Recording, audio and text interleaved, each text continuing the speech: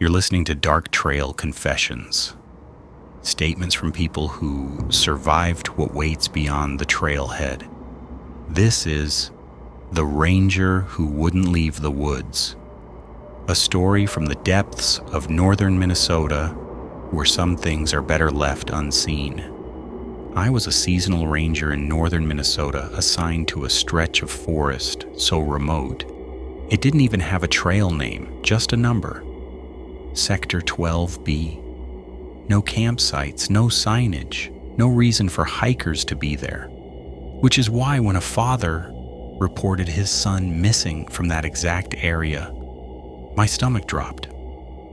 The boy was 8 years old. His name was Caleb. He'd been walking behind his parents on a marked trail nearly 5 miles away when he said he needed to use the bathroom. They gave him 2 minutes. When they turned around, he was gone. No screams, no footprints leading off the trail, just an absence. Search and rescue was deployed immediately, but I was sent ahead to sweep Sector 12B because of something that happened the year before. 3 disappearances, all within a 2-mile radius, all involving children. The locals didn't talk about it openly, but they whispered one word when they thought no one was listening. Wendigo. I didn't believe in that. I believed in hypothermia, cougars, and people underestimating the woods. That belief lasted exactly 6 hours. By dusk, I found the first sign that something was wrong. A child's shoe. It was placed neatly in the center of a clearing, upright. Laces tied. No scuff marks, no blood, no tracks around it. That's not how lost kids behave. Kids drop things while running. They kick shoes off when they panic. They don't place them like an offering. The radio crackled. Any sign of the subject? Negative, I said, but something feels off. I should have turned back then. Instead, I followed the faint sound of crying drifting through the trees. It sounded like Caleb, but it was wrong. The voice repeated the same phrase over and over in the exact same tone. Dad. I froze. The forest went silent, not a bird, not a rustle. Only that voice, calling my name, repeating, waiting. I ran toward it, heart hammering. Every instinct screamed at me to turn back, but something kept me moving forward. Then I saw him, or what looked like him. Caleb stood in a small clearing, backlit by the fading sun. But his movements were wrong. Stiff, jerky, almost inhuman. Caleb, I called. My voice cracked, swallowed by the forest. He turned slowly, and his eyes, they weren't his eyes. Black, endless pits staring straight through me. His mouth opened and the same voice whispered, Dad. A low, guttural growl erupted behind me. The shadows shifted. The air grew cold. Not natural cold, something else. I spun around. Nothing. When I looked back, the boy or thing was gone. Only the shoe remained, upright, laces tied. Perfect. I radioed for backup. My voice trembled. Sector 12B, I need assistance. Something's wrong here. Static. Silence, and then faint, tiny footsteps circling me. Dad. I ran. I don't remember how far. The forest, it was endless. Shadows moving just beyond my sight. Every tree seemed alive. Every rustle, something following.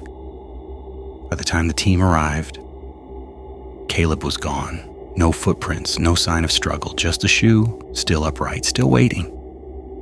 I left Sector 12B that night. I never returned as a ranger.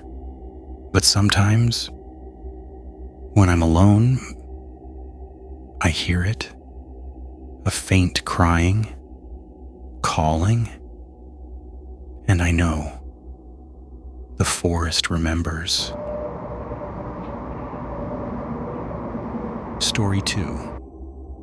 Whatever followed us out of Navajo Nation. I was warned before I ever stepped onto the reservation. Not by a ranger, not by a sign, by the woman at the gas station. She looked at the out-of-state plates on my truck, then at the camping gear in the bed and asked where I was headed. When I told her, her smile vanished. "You don't whistle at night," she said. "And if you hear someone call your name, you don't answer." I laughed it off. I wish I hadn't. My friend Eric and I were filming a short documentary, just landscapes, stars, old roads. We parked near an unmarked dirt turnout miles from the nearest town. No lights, no cell service, just desert stretching forever. Night came fast, too fast. Around midnight, we heard footsteps outside the tent, slow, careful, like someone testing the ground with each step. Eric whispered, "Probably a coyote." Then it spoke. "Eric?" My blood turned to ice. It was my voice, not close, not far, somewhere just beyond the firelight. I didn't answer. Neither did Eric. The footsteps circled us for nearly an hour, sometimes 4 steps, sometimes 2, sometimes none at all. Then the smell came. Wet fur, rot, something coppery. I heard breathing directly behind the tent wall, slow and excited, like whatever it was had finally found us. Then it laughed. A broken, choking sound, like it didn't understand how laughter worked. We didn't sleep. At dawn, we packed up in silence. As we drove away, Eric stared into the side mirror and whispered, "It's running." I didn't look. I should have.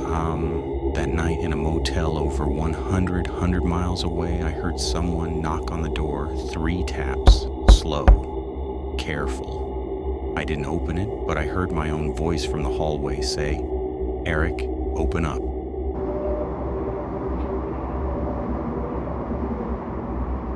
This is The Campers Who Never Returned, a story from the frozen woods of northern Wisconsin, where some things are better left alone. I didn't think it would happen to us. We were just college kids looking for a thrill over spring break. 4 of us, me, Jason, Emily, and Mark. We decided to go camping in the Chequamegon-Nicolet National Forest, miles from the nearest road, deep in the woods, the kind of place where people don't usually go. We hiked in late afternoon, backpacks heavy, the sun already dipping behind the pines. The forest was quiet, unnervingly quiet, but we laughed it off, joking about horror movies and ghost stories. By nightfall, we set up camp near a small clearing. A fire crackled, casting flickering shadows over the trees. Jason pulled out a flask. Emily strummed her guitar softly. I stared into the dark forest, feeling like we were being watched, but I shook it off. I shouldn't have. Around midnight, the fire was almost dead. We'd all gone to bed in our tents except me. I couldn't sleep. Something was wrong. The forest was alive with a whispering wind. But beneath that, there was another sound. Soft, crunching snow. At first, I thought it was Mark, walking around, being silly, but the crunching wasn't rhythmic. It was uneven, deliberate, heavy. Something was out there, watching, waiting. I woke Jason. We both crouched outside the tents, the flashlight cutting through the darkness. Nothing, just the trees. "Probably a deer," Jason whispered. "Deer don't walk like that," I said. Then we heard Emily scream. I ran toward her tent, Jason at my heels. The flap of the tent was ripped open. She was gone. Only the sleeping bag remained, shredded. There was a trail of blood leading into the forest. Mark didn't move. He just stood there, frozen. We grabbed our flashlights and followed the trail. Snow crunched under our boots. The blood led deeper into the trees, winding like it knew the forest better than we did. And then we heard it, a sound like snapping bones. a low guttural growl that didn't belong to any animal I've ever heard. The wind carried it to us in waves. Our breaths froze in our mouths.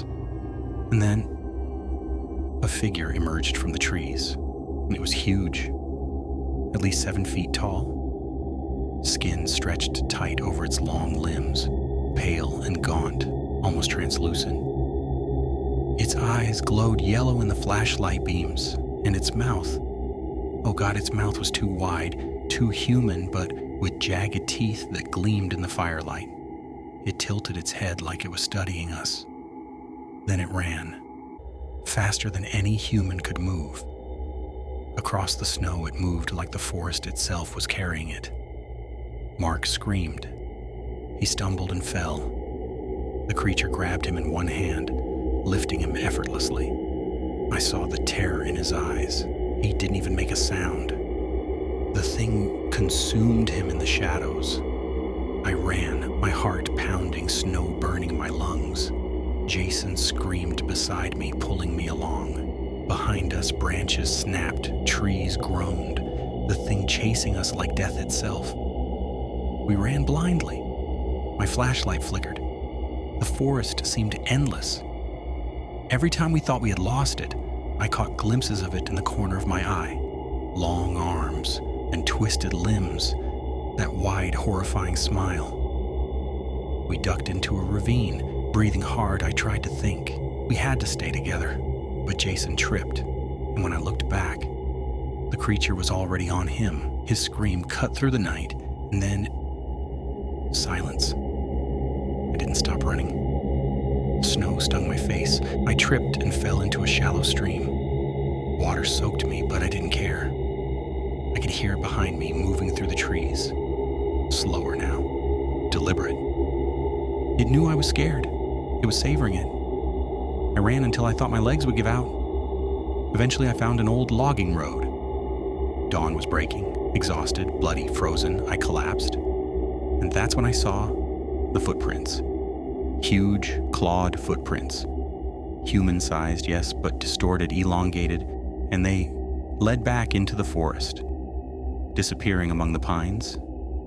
The authorities never found Mark or Emily. Jason was gone too, just me, the last survivor. And sometimes at night I hear it whispering through the trees, watching, waiting. If you ever go camping in those woods, don't wander off the trail, don't go near the deep forest, because something is there. Something that remembers. Something that hungers. And it doesn't forget.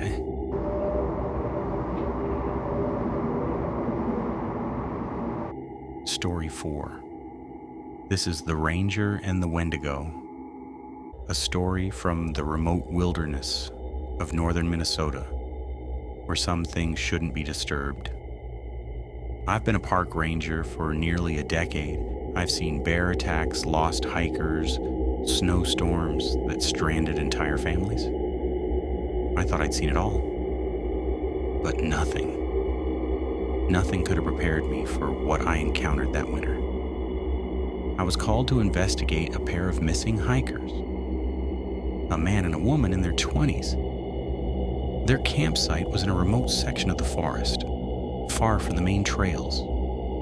When I arrived, my stomach sank. The camp was ransacked. Tents torn open, supplies scattered. A few pieces of clothing were shredded, bloodless but ripped as if by claws. The snow around the site was disturbed, trampled in erratic patterns. Something had been here, and it wasn't human. I decided to follow the tracks, which led deeper into the forest. The air was thick, cold, and still.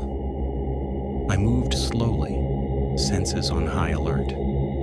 Every snap of a branch, every rustle of the underbrush made my heart hammer. Then I saw it.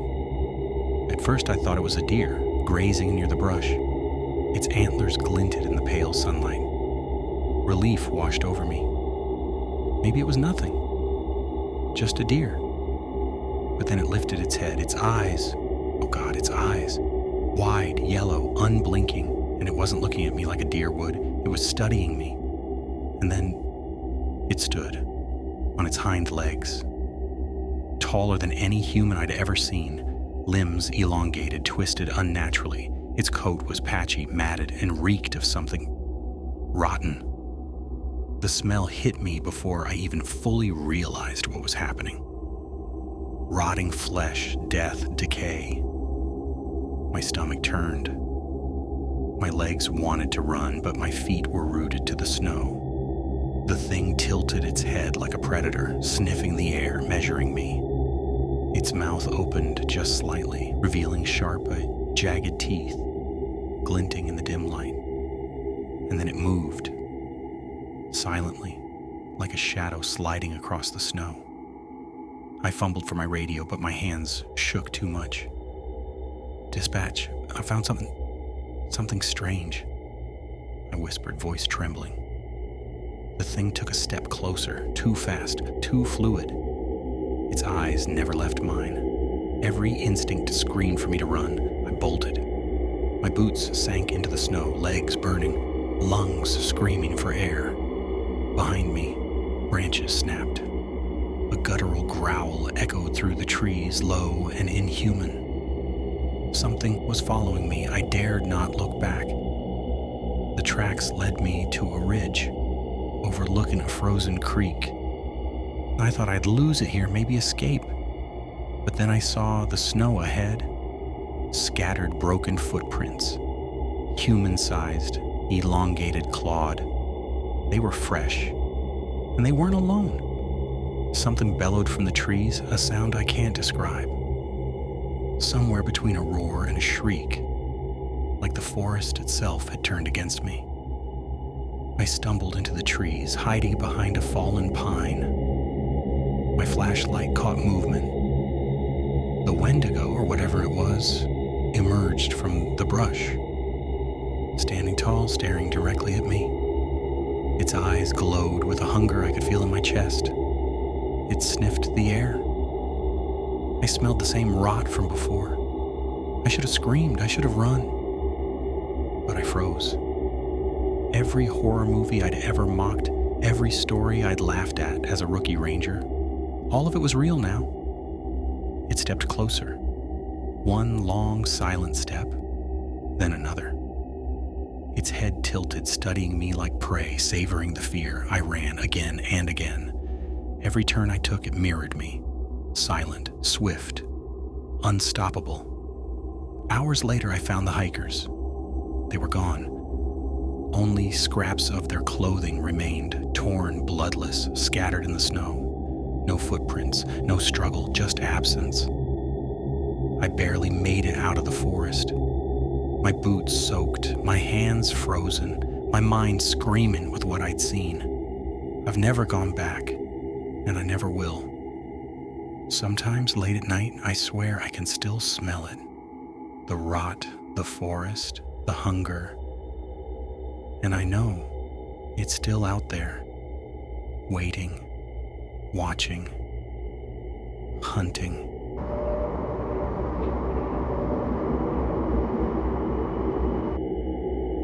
Story 5.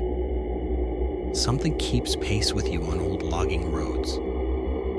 I grew up in eastern Kentucky, where the roads don't have names, just habits. They wind where they want, disappear without warning, and somehow always lead you deeper into the hills instead of out.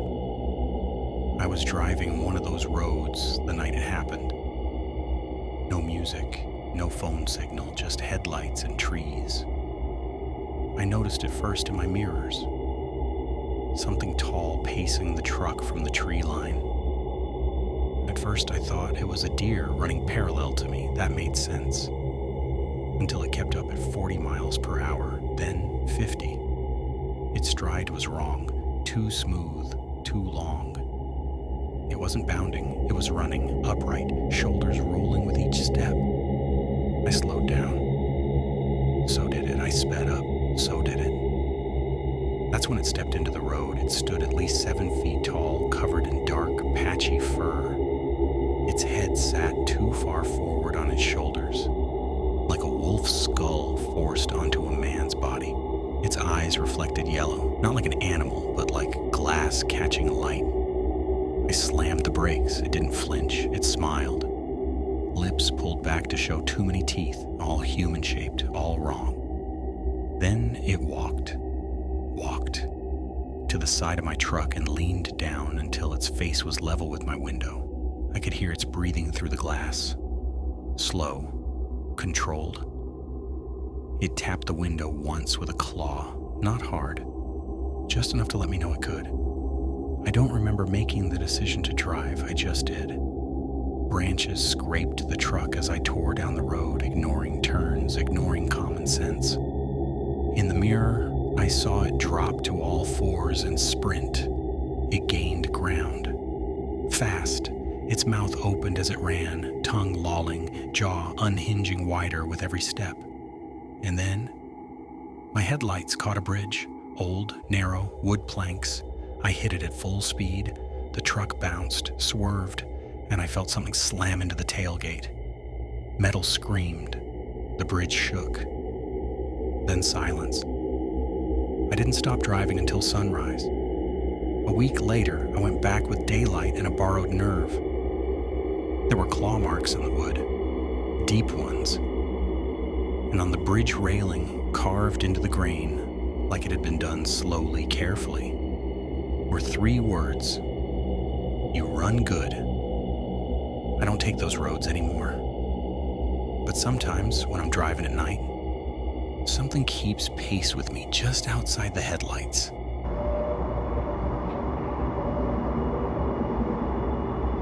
You've reached the end of the story, but remember, the forest never forgets.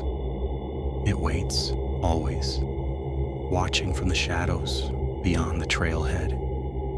If you think you've escaped, it's only a matter of time before the dark trail remembers you too. Until next time, keep your wits about you and never wander alone.